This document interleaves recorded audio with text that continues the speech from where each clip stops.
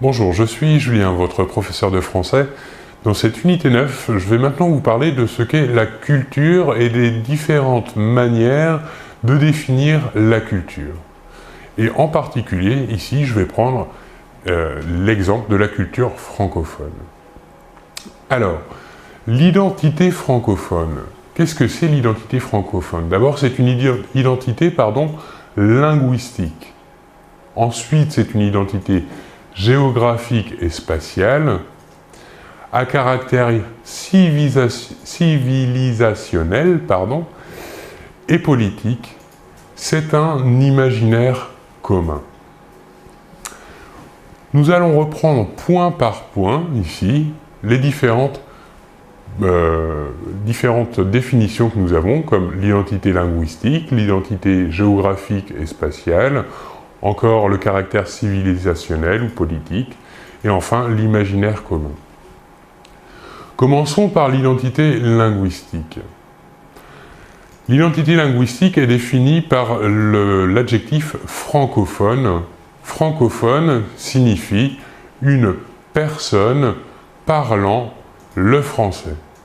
Phone est la racine pour le verbe parler, et franco, ici, est l'adjectif pour définir le français, la langue française.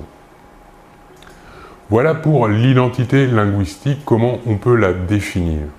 Passons maintenant à l'identité géographique et spatiale. L'espace francophone est un territoire disséminé aux quatre coins du globe. La langue maternelle officielle d'usage administratif véhiculaire vernaculaire. C'est-à-dire qu'ici, les territoires francophones sont effectivement présents dans le monde entier. Présents par exemple sur le continent américain, avec le Canada, ou encore sur le continent africain, avec des pays francophones comme le Sénégal, encore le territoire français. Voilà pour l'identité géographique et spatiale. Passons maintenant à l'identité à caractère civilisationnel. Qu'est-ce qu'un caractère civilisationnel, une identité à caractère civilisationnel? C'est le sentiment d'appartenance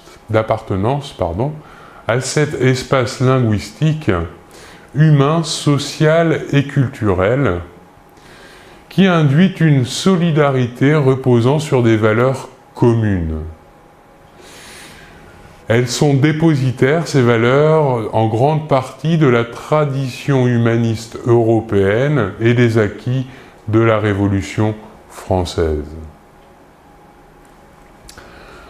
Parlons maintenant de l'identité politique de la francophonie. La francophonie repose sur le principe de coopération. Voilà son principe politique, la coopération. Enfin, pour terminer, l'imaginaire commun.